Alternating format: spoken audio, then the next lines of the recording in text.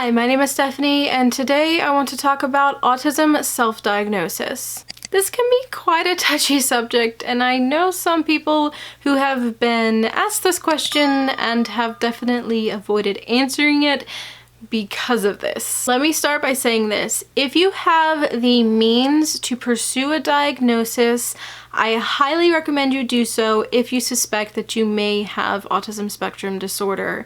I say this because I come from the perspective of being late diagnosed, and sitting there wondering whether you do or don't have it is quite honestly a very painful kind of situation to be in. I do think that autism is unique in that not a lot of people really want to be diagnosed with autism because of the stigma behind it.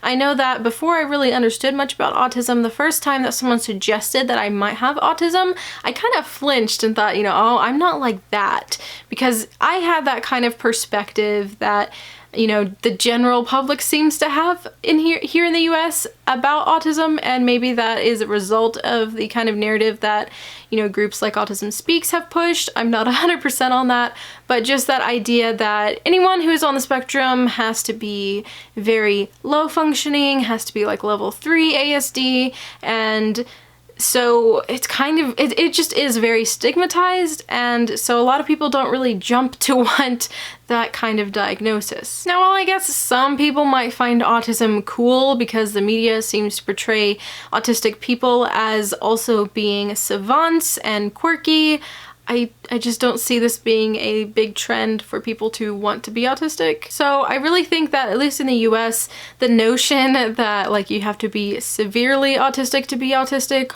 or that you have to have been diagnosed as a child and it would have been super apparent to be autistic, kind of deters people from the idea of self-diagnosis when they don't know a whole lot about autism. There are other disabilities, disorders, and conditions that I think are more prone to being self-diagnosed without enough research. At the current time, I don't really think that autism is a major sufferer of this kind of phenomenon. However, it does make one uneasy, the idea that someone could be presenting themselves as autistic who isn't, and maybe saying that they're speaking for the autistic community. However, if we really think about it, especially in the US, the narrative has been dominated by non-autistic people who have claimed to represent autistic people already. So honestly, I think that most people who believe that they have autism have done a lot of research, and that a lot of things have really resonated with them as they've come to a better understanding of what autism really is, and has kind of helped answer some questions that they might have had maybe in the back of their mind or even at the forefront. I personally haven't really run into anyone who's really quick to self-diagnose autism. I remember when I was first grappling with the idea that I might have Asperger's or level 1 autism. Quite frankly, I was scared.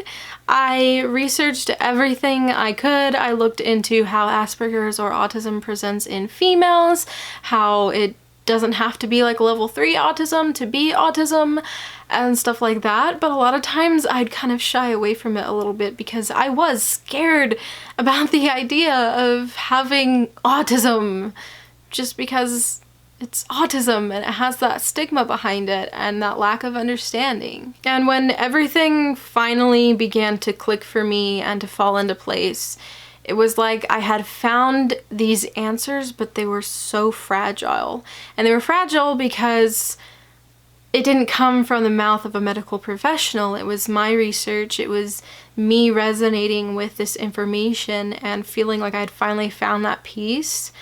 And it was difficult because I shared this information with a select very few people, and not everyone was super excited about that idea. And I knew that I had found maybe an answer. It was like, there's the light of knowledge, but I can't reach it because I can't share it with anybody because it didn't come from the mouth of a professional. And because of that, people would probably think that I was just being dramatic or attention seeking. I actually even followed some autistic YouTubers and kind of was disdainful because they were able to talk about it. They were able to share their story with the world and their experiences and know who they were.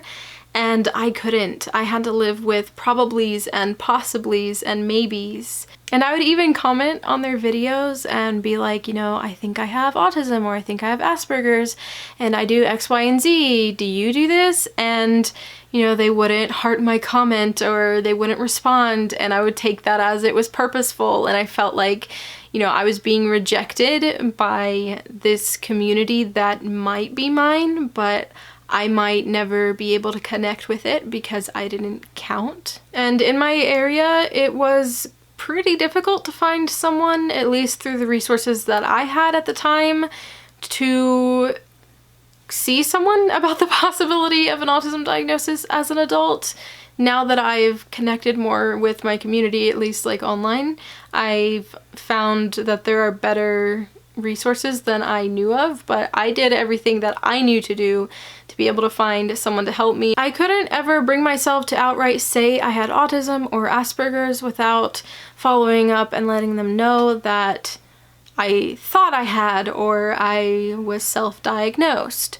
I never wanted to mislead someone in the case that I was wrong. Coming from that standpoint and now having an official diagnosis, I can really understand why some people do self-diagnose. It's hard to find people who know about autism and actually understand it beyond maybe seeing level 3 autism. It's hard for the money aspect as well. Insurances tend to not care about people who are autistic above a certain age. And then you have to search for someone who even knows what they're talking about, and by then you're going to have to pay crazy high fees for them to see you for several visits and tests, etc., for whatever they feel is going to, you know, bring them to the conclusion that you meet the DSM-5 requirements for being on the autism spectrum. A lot of people come to know others who are also on the spectrum who are diagnosed and resonate a lot with them and realize that, yeah, they're on the spectrum and that's okay for them. They just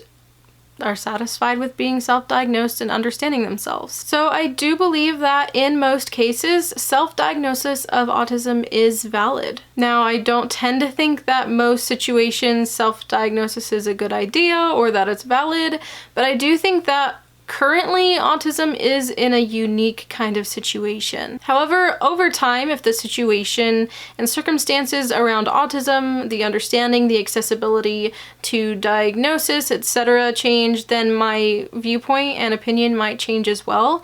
But currently, this is where I stand. Worst comes to worst, if a self-diagnosed autistic uses the principles and tips, tricks, techniques, whatever they learn that are supposed to help people on the spectrum and it helps them, what harm has been done? It's not as though declaring yourself autistic really gets you anything positive, and it certainly doesn't give you benefits with the government or elsewhere. Also, autism can be such a unique experience from person to person that even if a self-diagnosed person maybe puts resources and information and their experiences and what helps them out there, it might help other people on the spectrum whether or not they have autism. And if it helps and it's useful, then again, like, what's the harm in that? I know that there are some few cases where someone will self-identify as autistic to stir up trouble, but usually those people get spotted and a lot of people don't really agree with them. A lot of people feel like they're lying, and whether or not someone is lying about being autistic, which to me is a really weird concept, you still have the ability to judge the information being presented to you. So again, we're all people and you have the ability to judge whether information or opinions or viewpoints, whatever, is helpful, useful, or correct, and whether you're going to accept that into your world or if you're going to reject that. And so if someone who proclaims to be autistic without a diagnosis comes along and says something crazy, whether they're autistic or not doesn't matter. It kind of matters, like, whether or not you're going to take that information in or not. So that's my view on self-diagnosis. I hope that you found that useful. Let me know your views on self-diagnosis regarding autism in the comments below. If you enjoyed this video, found it helpful or interesting or anything like that, go ahead and leave it a thumbs up. And if you like hearing about autism-related things and my personal experiences in regards to autism, go ahead and hit that subscribe button because I do upload to this channel about all of that every Thursday at 4 p.m. Central Standard Time. I hope you're having a wonderful week and see me in my next video. Bye!